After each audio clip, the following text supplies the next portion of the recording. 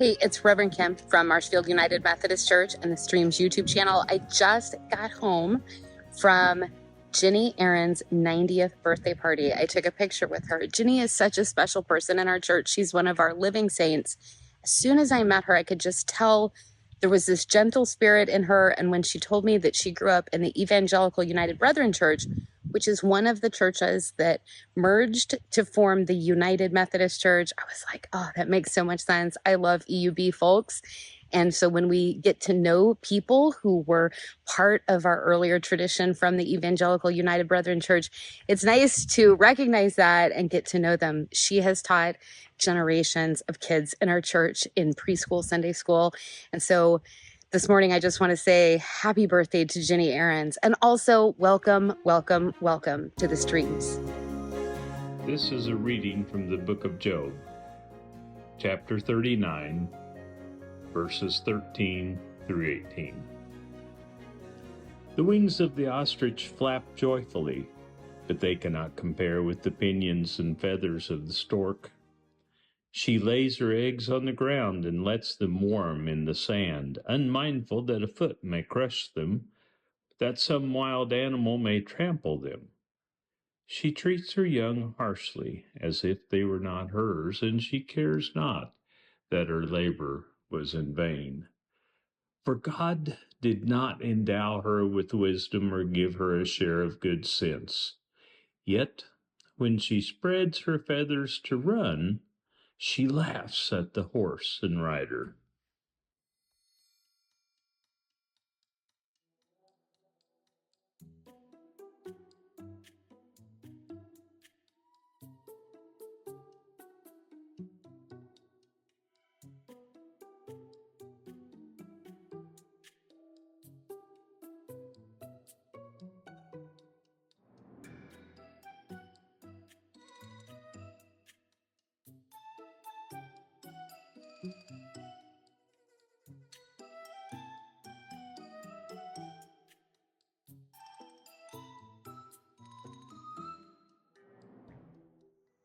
And if they ever get after you, slow down.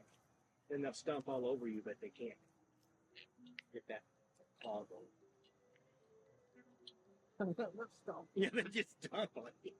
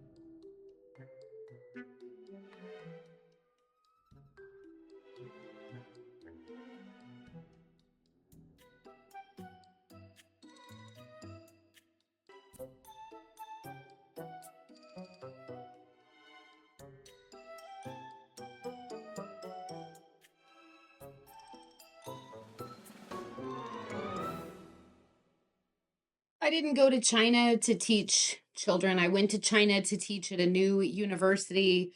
But when I arrived, the university hadn't even broken ground. So they gave me a choice. I could wait 4 months for them to build an entire university. Now that happens. And then I could teach at that university, or I could go work at the sister K through 12 boarding school in a nearby city. The schedule was 11 days on and 3 days off. At the K through 12 school, I would teach kindergarten, first grade, and seventh grade. And I thought it would be better to start working immediately. So I accepted the K through 12 gig. Fresh out of college with a Bachelor of Science in Political Science, I had no idea how to put together a lesson plan for seventh graders, let alone first graders and kindergartners. But the kids did not seem to care. The kindergartners loved that I sang songs with them. And the first graders loved that I taught them vocabulary words. and then allowed them to draw pictures using those vocabulary words, they used to call me 老师画画, or teacher draw a picture. The seventh graders loved that I sounded like I was from a period drama when I spoke Chinese, and that I didn't yell at them or knock them out of their chairs. And I came to love them, all of my students, 120 kindergartners, 80 first graders, and 80 seventh graders. As I came to love the kids, I came to judge their parents. I mean, who is that busy? Who is so busy that they put their kindergartners in a boarding school that only lets the kids go home 6 days out of every month? The only thing I felt I could safely assume about the parents was that they had more money than sense, because the tuition was about 10,000 US dollars a year, an astronomical amount of money in China in 1999. The one child policy was still in effect there at that time, which meant every couple could only have one child. And those dear children's parents had sent their one child away to boarding school. The more I loved the children, the harder my feelings became against their parents. And then Parent Day arrived. I was warned by more senior teachers that my classrooms would be filled with parents one day every few months, and to expect total mayhem. The highlight of the Parents' Day was watching their kids being taught by a foreign teacher, because we were the selling point of the school. You send your kid here for only 10,000 US dollars a year, they'll get a foreign teacher. Unfortunately, right before the first Parent Day, all the protein and green vegetables I'd been eating caught up with me, and my fingernails became very long for the first time in my life. Very long and very sharp, and this girl did not own a nail file. A first grade student was ignoring me when I said the time for drawing pictures was up. He loved drawing pictures, and he loved my class because I let him draw, and he didn't want to stop. So I reached up to gently brush the hair out of his eyes so we could make eye contact and I could get his attention. But I inadvertently sliced this kid's forehead open. I'm being dramatic. It was just a scratch, but there was blood and we both cried. I felt awful about this accident. I mean, obviously so did he. When I walked into his classroom on Parents' Day, there were his parents sitting behind him, and I knew I would have to answer to them. After the class was over, they were waiting for me. I approached to apologize for wounding their only child. He just brushed off my apology and handed me the standard first gift in Chinese culture in 1999, which was a gift of 6 fancy drinking glasses and a matching ashtray. They thanked me for paying special attention to their son, which, I mean, if you count drawing blood as paying him special attention, I guess. They pointed out to me that from their perspective, I must truly love their son to have cut him like that, which, what? What are you talking about? They said you brushed his hair out of his eyes to get him to pay attention to you, to get him to look at you. You didn't yell or kick his chair like other teachers would. You, rather than using the rougher techniques he's used to with his other teachers, you did what we would do to get his attention. And the scratch was just an accident. They thanked me for loving their son and asked me to continue to pay him special attention. That kid and I just looked at each other like, I started to see that these parents truly loved their son and prioritized him. And it made me rethink my judgment of the parents. Now, I went to Italy years later with my child as a baby, and I barely got to hold him. Every relative, every worker in the house, and friend of the family jumped in to get their chance to know him and care for him. I was always looking for Jay because someone else had him. They loved that child, just as I saw all Italians love their children. People's lives there were centered around their children. I'd never seen more beautiful baby clothes than the ones they sold in Italy and France. Children were cherished. And I watch people here with the children of the church their children and their grandchildren, each other's children and grandchildren. And I realize it's a universal thing when things go well. We love children. Marshfield United Methodist Church loves children, just like the Chinese love their children, just like the Italians love their children. I haven't been everywhere in the world, of course, but everywhere I've been impressed by the way human beings treat children, by the way human beings love their children. So I wrote this sermon for World Communion Sunday, which is the celebration of communion with the rest of God's children around the globe. And when we celebrate the unity of the table, we may sometimes feel like we have more differences than similarities with other Christians or people in other countries. But on World Communion Sunday, we think of the things we share, the table, the celebration of Holy Communion, the Last Supper. That's something we have in common with Christians all over the world. And if you ever want to participate in that, we are glad to send you Church Out of the Box. And then you can participate in communion on our Facebook live stream, which I think you can get even if you're not on Facebook. We do that on the first or third Sunday of every month. Communion is one of those experiences we can share whether we're in person or online, whether we're in a church in Ukraine or in the US. It's one of the things Christians share across all divides. And we also share a great love and appreciation for our children. Not ostriches. Ostriches are terrible parents. Ostriches build a nest, which involves sticking their head in the dirt, which is where we get the idea, that false idea that ostriches just bury their head in the sand. They only do that when they're building their nests. The nest is a communal nest, and a female will lay her eggs in the nest, and then another more dominant female will come along and lay her eggs in the nest, and somehow she knows which eggs are hers, which eggs are that other woman's, and she kicks out all of the eggs from the nest that are not her own. And then another female, more dominant, will come along and lay her eggs. And the process repeats until the most dominant female's eggs are the only ones in the center of the nest. And all the rest of them are just around the outside at the edge of the nest. And then that mother, that dominant female, will sit on the eggs sometimes. And her mate will sit on them sometimes. But sometimes they'll forget. Sometimes they just wander off. Sometimes they'll step on the eggs. Plus, they've left all of these eggs sitting there unattended at the edge of the nest that attract predators to their nest, which, they may or may not be sitting on when the predators come. We're lucky that we have ostriches at all because they are terrible at raising children. We know this from the Bible. The book of Job is not a book I usually preach from because it's a complicated story and it more demonstrates the philosophies of the day than edifies our faith in God. Very few people ever say, wow, I really learned to love God more by reading Job. And Job is always known for what? What's the character trait we always relate to Job culturally? Patience.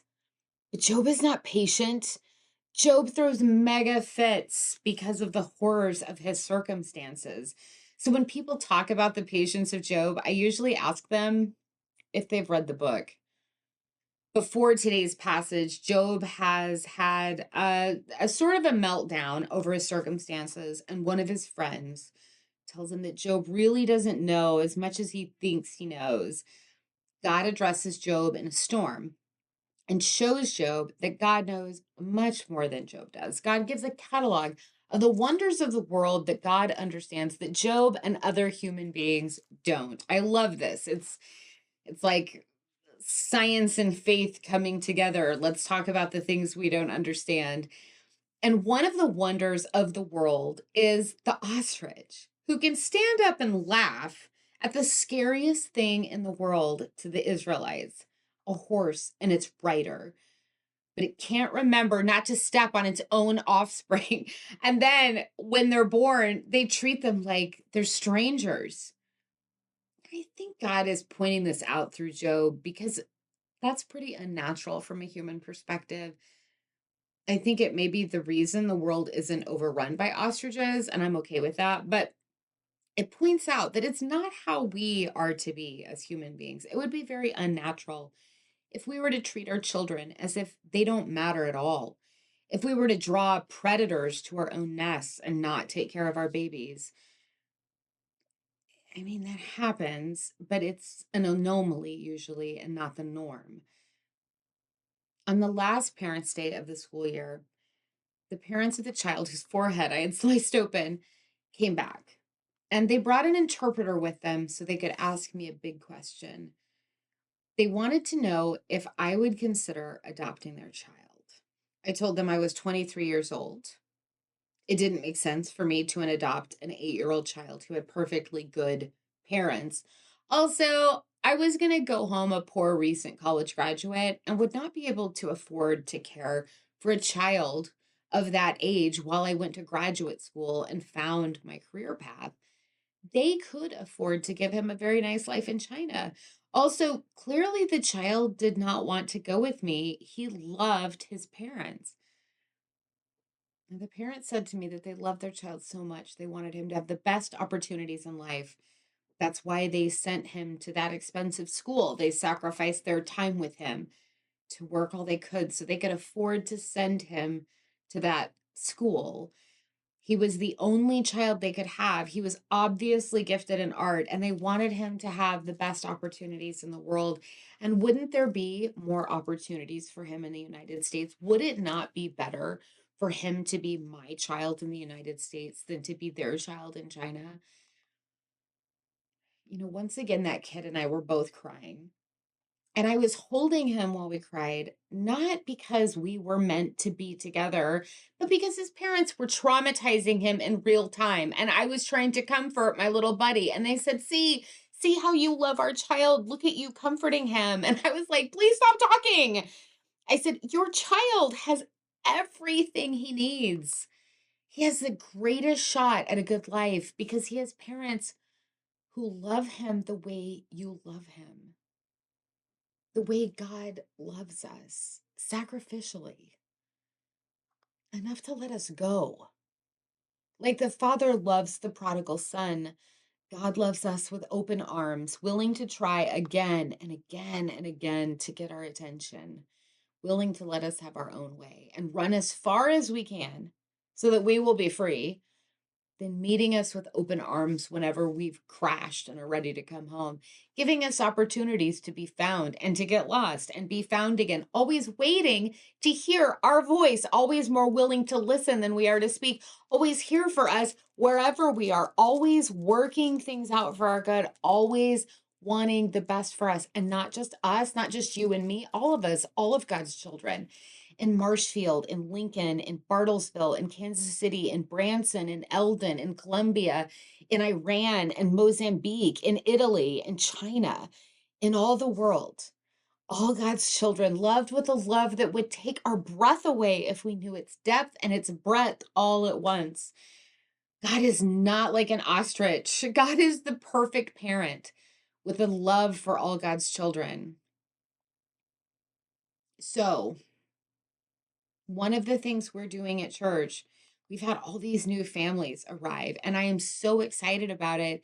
But it's so easy to get to know the parents' names and not the kids' names. So if you're in person with us sometime, I want you to go try to learn a kid's name. Maybe it's even just the neighbor kids where you live, to go out and get to know a kid, not in a creepy way, but in a really positive way, to see them. I think sometimes about how I walk my dogs and I run into people and I don't even look at the people because I'm so busy looking at the dogs. And I think we do that sometimes with kids. Like we see the parents and we're like, oh, another adult, and we talk to them and we don't realize that the kids need to be seen. We need to know kids in our churches, in our communities, in our neighborhoods. We need to work, right, to keep predators from the nest and make sure the kids get hatched, so to speak. But we also need to get to know the kids and not be like ostriches. Kids need to know that we see them, that we love them in healthy ways, and that they are God's children just as we are God's children. So they will know the love of our awesome parent God who is in no way like an ostrich. I hope we aren't like ostriches too. Have a great week.